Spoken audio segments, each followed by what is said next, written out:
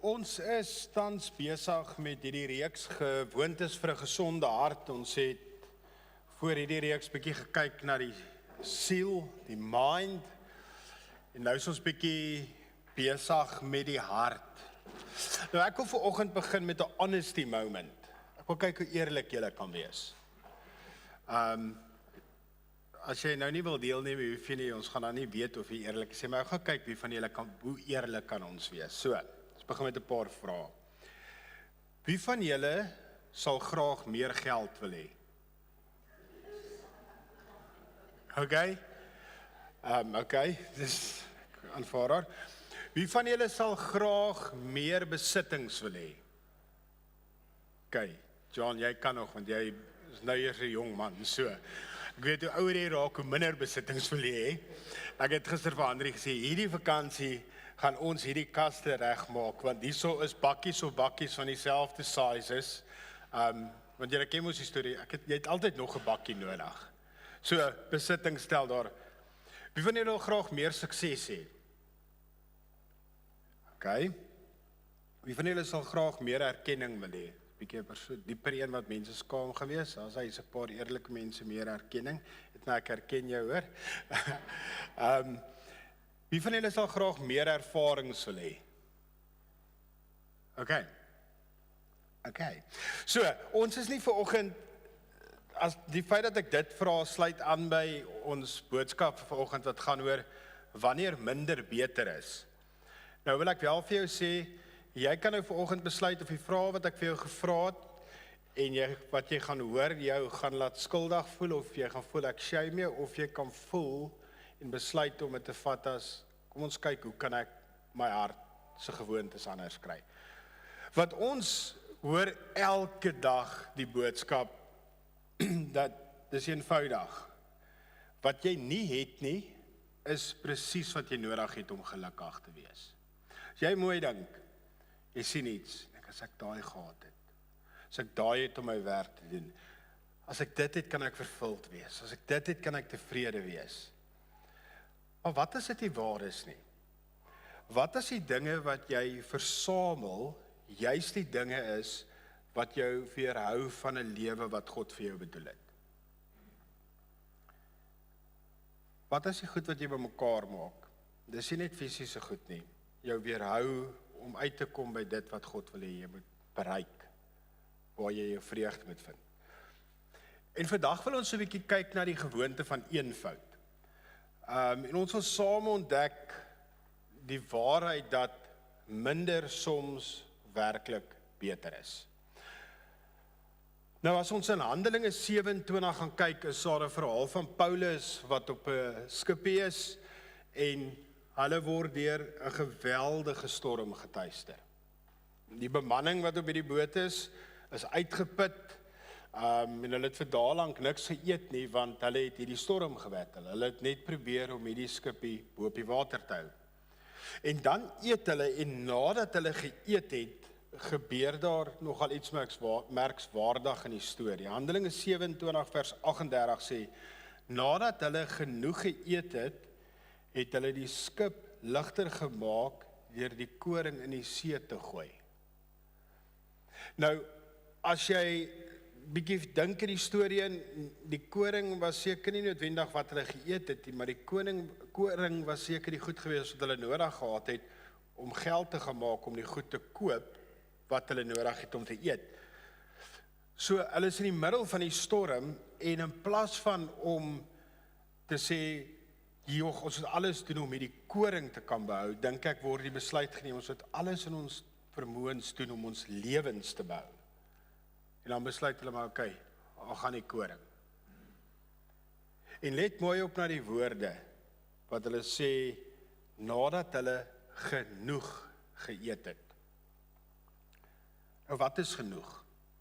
Genoeg is wanneer jy het wat jy nodig het. Wanneer jy het wat jy nodig het, nie wat jy nodig gaan hê nie. Nou, weer invoegseltjie, dit beteken nie 'n mens moet beplan vir die toekoms en al daai goed nie, maar jy moet genoeg hê, vir nou, vir vandag. As jy hier uitstap, het jy genoeg. Moenie worry oor môre nie. Ons weet wat die Bybel sê oor môre. Môre sorg vir homself. Die voëls en die diere na hulle self kan kyk, so sal die Here vir ons ook sorg. En dit klink eenvoudig. Dit klink eenvoudig om te sê, okay, genoeg is wanneer ek het wat ek nodig het. Dit klink eenvoudig, maar dit is nog 'n waarheid waarmee baie van ons worstel. Ons leef dikwels asof ons nooit genoeg het nie. Ek is seker, as jy na Elon Musk toe gaan vandag, en jy vra vir hom, jy genoeg geld, gaan hy vir jou sê, nee, ek wil by daai triljoen uitkom. Ek het agtergekom in die lewe, dat sodra jy op 'n plek kom waar jy dink, as ek net dit kan verdien, as ek net dit kan bereik, sodra jy by daai punt kom, is dit ewe skielik nie meer genoeg nie. Stem julle saam met my? Want saam met die genoeg wat kom, raak die begeerte na meervoud, na meer, na anders, na beter, al hoe groter. So ons leef dikwels asof niks ooit genoeg is nie. Maar die feit is, ek het genoeg. Nie omdat ek alles het nie, daar's baie dinge wat ek wil hê, maar ek het dit nie nodig nie. Ek het genoeg omdat God voorsien in dit wat ek nodig het. Dit is altyd vir interessant as ek na stories luister van mense wat in die vervolgde kerk is, mense wat regtig sendelingkeuses maak en na lande toe gaan, sonder om te weet waarvandaan wat gaan kom. As jy die stories hoor van hoe God net voorsien, en dat dit altyd net genoeg was. So wat as ons begin as gemeente, as lidmaat, as mens, om te gaan en te vra die Here ons verander. Die gebed begin met, Here, gee my minder van wat nie saak maak nie, en meer van dit wat wel saak maak. Ek dink 'n goeie toets wat ek wil gaan doen en wat ons dalk almal kan doen, is om weet jy, daar's 'n groot woord, dink ek vir dit. Ek dink is 'n SWOT analysis of iets wat jy aan die een kant skryf. Wat het ek wat ek nie nodig het nie? Wat het ek wat nodig is? Gaan kyk 'n bietjie na dit en begin bietjie kyk, hoe kan jy na die goed wat jy nie nodig het nie uit jou lewe werk? Want baie keer is die goed wat jy nie nodig het nie, die goed waarin jy die meeste van jou tyd spandeer om dit te behou, in plaas van om te werk aan die goed wat jy nodig het. So Here, gee my minder van wat nie saak maak nie, en meer van wat wel saak maak. Dit is nogal 'n radikale gebed. En dit is nogal redelik teen die stroom van die wêreld. Maar dis presies die soort lewe wat Jesus ons voorgeroep het. Ek dink nie as Jesus 'n produk was en jy sit hom prime spot op TV en wil dit verkoop, dis die ding wat mense gaan inbel om te koop nie. Want dis genoeg, maar daar's ander goed wat hulle ook wil hê. Daar's 'n rede hoekom goed soos telemarketing, onthou julle dit, but wait, there's more. Onthou julle dit? En as jy soos, wat is volgende? Dan sit net nog 'n dingetjie wat volgende jaar by die mark se wit olifanttafel gaan verskyn. Nee, ons het nie 'n wit olifanttafel nie, maar julle verstaan wat ek bedoel, but wait, there's more. Daai more, en selfs die ding wat nie die more is nie, is gewoonlik die ding wat jy nie wou moes gekoop het, want jy kry hom en as jy so, werk nou nie regtig so lekker nie. So dis 'n radikale gebed. Alles wat ons sien op TV wys vir ons, meer is beter, nuwer is beter. Ek het dit al gesê, maar die snaakste ding vir my as ek 'n telefoonoproep kry en dis Vodacom wat my bel op my Vodacom kontrak en vra, stel u dalk belang in 'n nuwe Vodacom kontrak? En ek sê nee. Dan vra ek gewoonlik vir hulle, wat se nommer het jy my wel? Die nommer, en sê ek, waar is die kontrak by jou? Dan sê ek het nie nog geen nodig nie. Maar meer en meer en meer. Om te vra minder van wat nie saak maak nie. Nou Jesus sê, Matteus 6 vers 19 tot 21, baie bekende vers, ek dink almal het hom al ergens gehoor, wat sê, moenie vir julle skatte op die aarde bymekaar maak nie, waar mot en roes verniel en waar diewe inbreek en steel nie. Maak eerder vir julle skatte in die hemel bymekaar, waar nog mot, nog roes verniel, en waar diewe nie inbreek of steel nie, want waar jou skat is waar jou hart is. Is interessant hoe hierdie teks partykeer in kerke inglip, en dis die teks wat gebruik word om mense te vra om meer geld vir die kerk te gee. Die hemelse rentekoers se bankbalanse werk nie op dit wat in jou bankbalans is nie. Dit werk op wat in jou hart is. Hierdie teks sê, want waar jou skat is, sal jou hart ook wees. As jou skat is om meer geld te hê, om meer besittings te hê, om meer sukses te hê, meer erkenning te hê, as dit jou primêre fokus is om meer van dit te kry, dan is jou hart nie waar jou skat veronderstel is om te wees nie. Jesus praat nie oor geld nie. Hy vra vir jou as hy dit sê, waar lê jou sekuriteit? Waar lê jou hoop? En dan waar lê jou identiteit? Daar's 'n sekere fase in 'n man se lewe wat almal altyd sê van hulle kry 'n midlife crisis en dan kry hulle 'n motorbike soos Dawid. Jy's 'n bietjie vroeg vir die midlife crisis, Dawid. Maar dan begin 'n mens en jy vra vir jouself, waar lê jou identiteit? Waar lê my sekuriteit? Waar lê my hoop? En as jy daar kom en jy het nie redelik op 'n punt gekom dat jy weet waar jou hoop, jou identiteit en jou sekuriteit lê nie, dan begin jy na die meer goed jaag. Na die goed wat nie werklik ewige waarde het nie.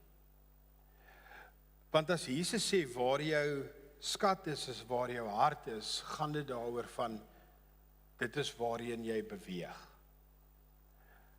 As jy dink toe jy jonk verlief was, sou jy ver in die reën en deur die modder gestap het om by die liefde uit te kom. Ek onthou, dit was nou nie ander nie, maar ek onthou in Wellington, hierdie tyd van die jaar was dit baie keer koud, nat en reën. Maar ek het op my fiets na daai meisies koshuis toe gery. Want waar jou skat is waar jou hart is. En dis baie waar vir ons ook. As jou lewe is meer geld, meer goed, meer status, as dit jou hart is, jou prioriteit is, dan moet jy vra, waar is jou skat? Is jou skat op hierdie aarde, of is jou skat in die ewigheid? Baie mense spandeer hulle lewens om dinge te versamel, wat hulle nie kan hou nie. Ek het julle net vertel wat ek vir Andri gesê het, ons moet hierdie kaste begin uitsorteer, want hier is soveel dubbelbakkies en goed wat ons nie nodig het nie. Dit gaan soveel makliker wees as jy jou hand kan insteek en alles val uit. Julle ken mos Tupperware-kaste, nê? Daai goed is soos asies, hulle vermenigvuldig van self, dink ek partykeer. Maar dis belangrik. Jesus nooi ons uit. Hy sê vir ons, kom belê in die goed wat ewige waarde het. Ek onthou toe my ma 'n paar jaar terug oorlede is, toe moes ek 'n klomp van haar goed van P af hiernatoe bring en ons het die plek in ons townhouse en ek moes op die einde van die dag 'n klein stoorplekkie hier, want ek sal die goed gaan uitsorteer. Dis nou amper 3 jaar later en dis nog nie uitgesorteer nie. Nou daar is sekere goed wat ek weet waarde is in die sin van memories. Maar ek dink ons 'n klomp goed wat ek eintlik as ek net geweet het wat in die boks is, ek net so kon gevat het en weggegooi het. Die hartseer ding is van daai goed het vir my ma waarde gehad, maar eintlik het dit nie waarde nie. Baie van die goed wat ons aan vashou het sentimentele waarde, wat nie sleg is nie. Ons het partykeer sentimentele waardes aan goed wat ons close hou en ons emosioneel ook. Dis nie noodwendig altyd goeie goed wat jy 'n sentimentele waarde aan het. Vra maar vir Etna, vra vir mense wat met berading werk, hoeveel mense klou vas aan hulle seer, want dit is nie wat hulle sê nie, maar dit is sentiment, dis wie ek is, dis my identiteit, jy raak sentimenteel oor dit. Maar Jesus nooi ons en sê, gooi daai goed weg, begin belê in dit wat waarde het. Hebreëse skrywer sê in Hebreërs 12 vers 1, laat ons dan ook elke las afgooi en die sonde wat ons so maklik verstik. En laat ons die wedloop wat vir ons voorlê met volharding hardloop. As jy 'n marathon hardloop, vat jy nie jou iPad, jou laptop en al daai goed saam nie. Jy vat saam wat jy nodig het. Meer is nie beter nie. As Marita gaan stap, ek is seker, sy vat nie 'n klomp ekstra goed saam nie. Sandra, sy die Visrivier Canyon stap en goed. Ek is seker daar is nie 'n klomp goed wat is die nodige goed. want sy weet waarin sy op pad is. En ons dinge wat nie noodwendig sonde is, die sonde is 'n groot ding wat ons baie keer vashou, maar daar's baie goed wat nie noodwendig sonde is nie, maar wat gewigte is. Besittings. Besittings is 'n ding wat 'n ou kan vashou. As jy ouer word, nou soos naby aftrede kom, is een van die grootste uitdagings vir mense om kleiner te gaan. Wie van julle het al ouers gehad wat julle moes half dwing om na 'n kleiner plekkie toe te gaan? En weet jy hoe moeilik dit is vir hulle om van hulle goed ontslae te raak? Dit is nie sonde nie, maar besittings is iets wat jou kan verhoed om te beweeg. Hoor mooi, dit verhoed jou om te beweeg. Afleidings. Facebook, Instagram, TikTok. Wat saai games wat jy die babbeltjies so op jou foon bars. Aftrekkings. Ek wonder partykeer as mense, ek sal graag vir mense wil vra, as jy sê jy het die tyd om Bybel te lees, sal ek graag jou screen time op jou selfoon wil sien. Sal interessant wees. So, uitdaging vir jou, as jy op 'n stadium dink, ek het net die tyd in die dag om Bybel te lees nie. Kyk 'n bietjie hoeveel tyd is Instagram, TikTok en al daai goed dalk oop. Kyk dalk hoeveel keer 'n dag as jy 'n bank-app oop, en dan kan jy dalk agterkom hoe belangrik geld vir jou is. En dan kyk jy maar, ek het 2 ure op Facebook spandeer, maar ek sukkel om tyd te kry om Bybel te lees. Weereens, ek shame julle nie, ek wil vir julle 'n idee gee van hoe maklik ons goed in waarde en goed insit, wat nie regtig belangrik is nie. Besige skedules. Ons het al baie daar gepraat, dis hoekom een van ons waardes by Grandelaar is om vanuit rus te leef. Dit is hoekom van die besluite wat ons geneem het om te sê ons gaan hierdie afsondag hê, sodat mense kan rus. Jou rus beteken nie noodwendig jy's nie met God besig nie, maar dit beteken jy is dalk oop om God op jou eie te hoor. Konstante vermaak, scrolling epidemic wat ons almal het, onophoudende vergelyking met ander. Dis goed wat nie noodwendig sonde is nie, maar dis goed wat kan verhoed dat jy jou skatte in die hemel bymekaar maak. Dit kan jou help as jy gaan kyk en dit evalueer om te gaan kyk waar jou hart werklik is. En soms moet jy eerlik wees en vra, wat vertraag my verhouding met Jesus? Partykeer is dit klein goedjies, dis nie eers sonde nie, maar dis net iets wat verhoed dat jy optimaal kan uitkom en kan beleef wat Jesus wil hê jy moet beleef. Jy moet jou soms vra, wat neem my aandag weg van dit wat belangrik is? Nou, dit is nie net, en ek wil hierby sê, dis nie net dat God belangrik is, maar dis goed soos jou familie, jou vriende, jou gesin, jou man, jou vrou. En hier is nog 'n waarheid wat sê die doel van eenvoud is nie minder dinge vir die onthaalwe van minder dinge nie.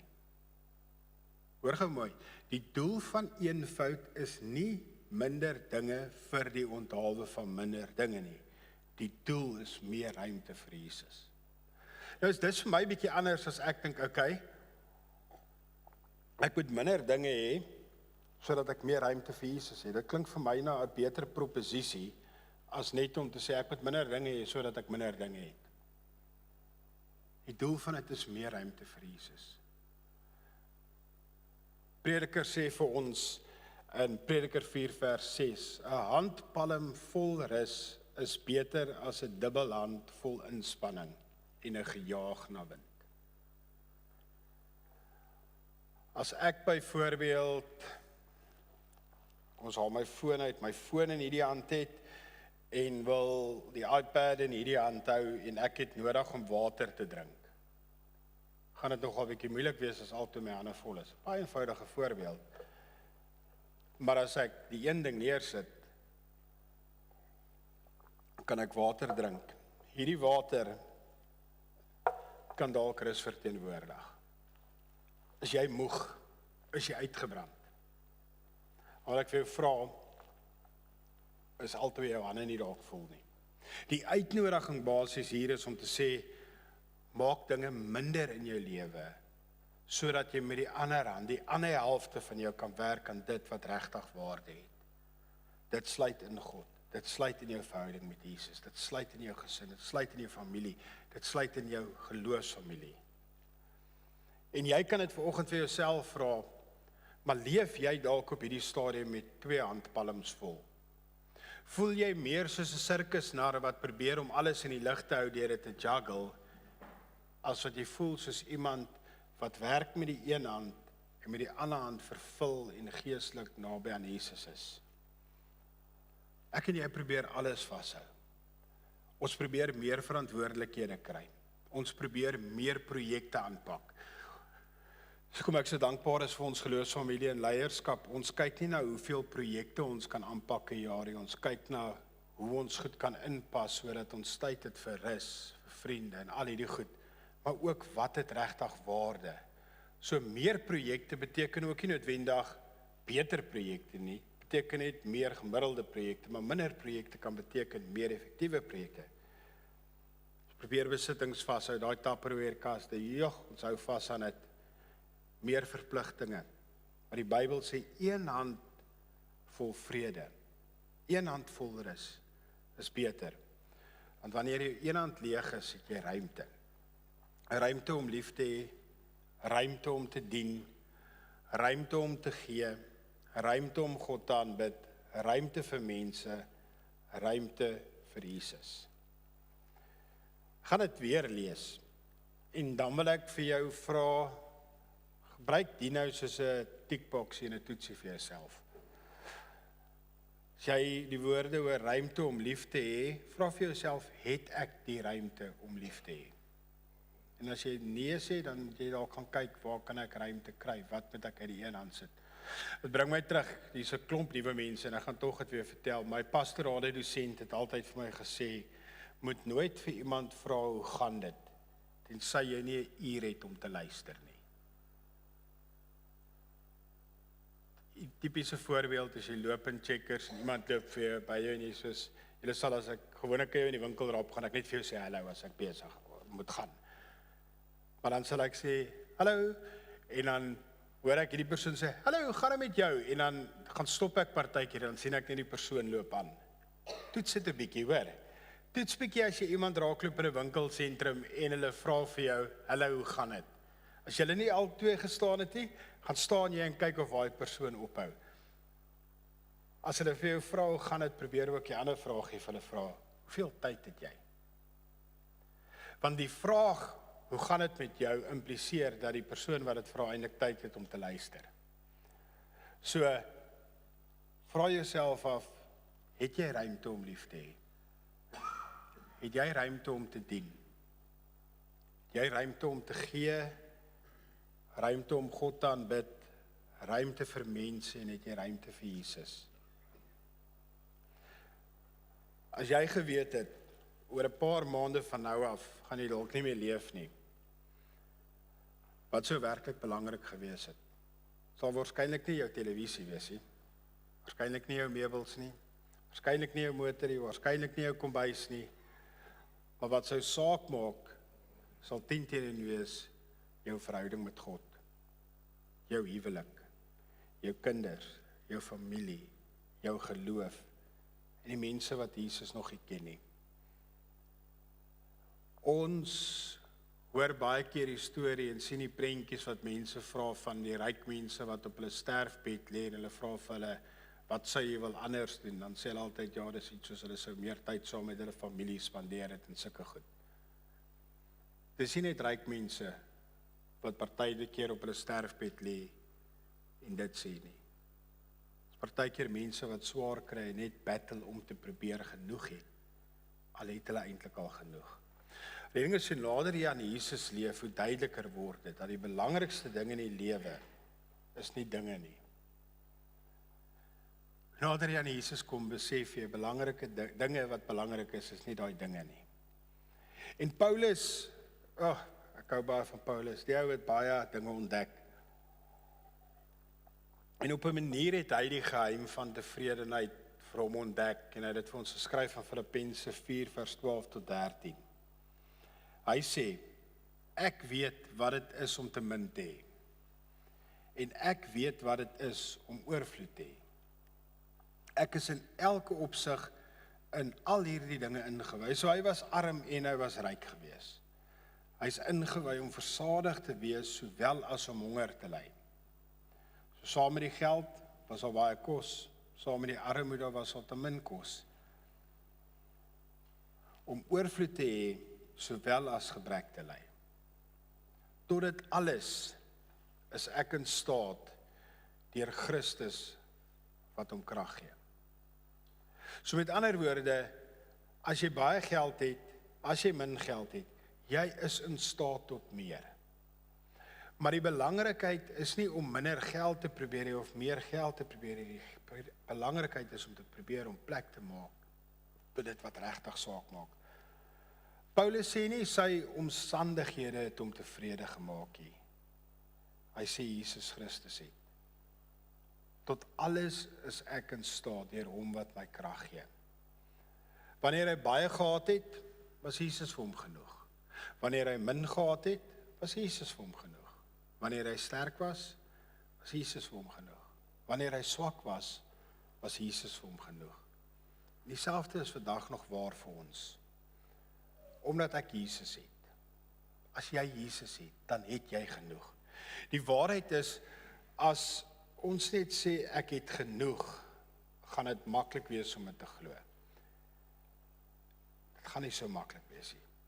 Maar daar is 'n baie belangrike deel wat ons kan byvoeg om dit belangrik te maak en dit so te voel. Deur eenvoudig te sê, omdat ek Jesus het ek genoeg.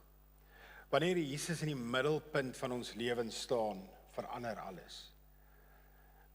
Wanneer jy Jesus aanbid as 'n eenkant God en jy bring hom van die eenkant God na 'n in-persoon God in jou teenwoordigheid, dan raak hy meer as net 'n historiese figuur.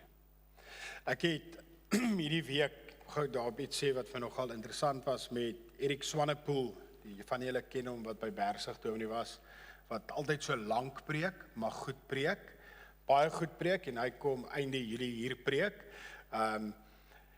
Het ons gepraat en sê hy het eendag in 'n rabbit hole gegaan op ChatGPT en hy het met ChatGPT begin mors en gesê, maar hy's 'n Christen gewees, maar hy het nou na alles wat hy nagevors het hy nou besluit dat Islam is die ware God. En hy het met ChatGPT begin redeneer daaroor, so hy het dit nie regtig geglo nie, maar hy het nou die proefing gaan. En hy sê, en ChatGPT is net soos, yes, ja, Islam, dit, dat, en dit is soos Islam. En toe vra hy vir hom, maar as jy nou kan sê, volgens alles wat jy kan navors en weet, wat is die grootste moontlikheid dat dit die waarheid is?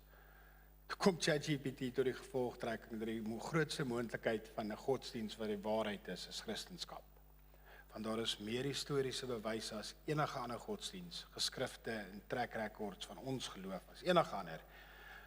Maar die grootste track record wat daar is wanneer Jesus persoonlik in jou lewe werk en hy meer as net daai historiese figuur raak.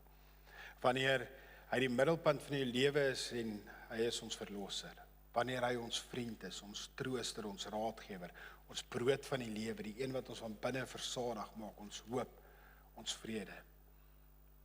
Wanneer hy eerste kom, ontdek ons die dinge wat ons altyd wou hê, maak nie meer regtig saak nie.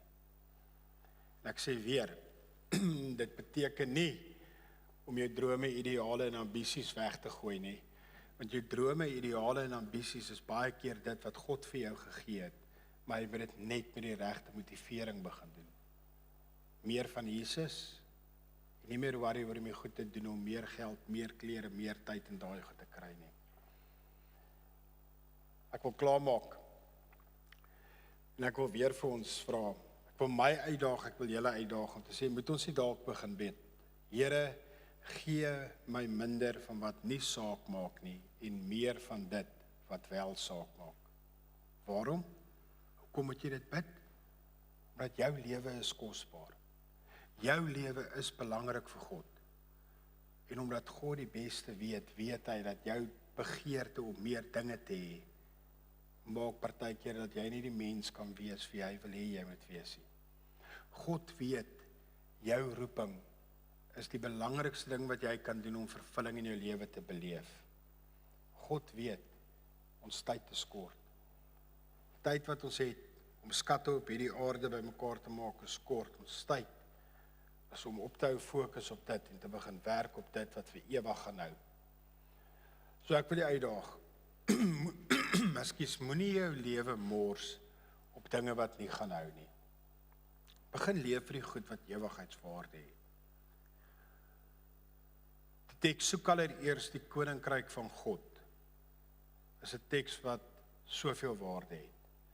Want die teks sê soek die koninkryk van God en God sal alles vir jou byvoeg wat jy nodig het. Dis om te sê ek gaan basies net meer van een ding soek. Dis om God se koninkryk te soek. En dan vertrou ek hom vir die res. So leef vir daai ewigheidswaarde en onthou, omdat ons Jesus het ons genoeg. Kom ons bid.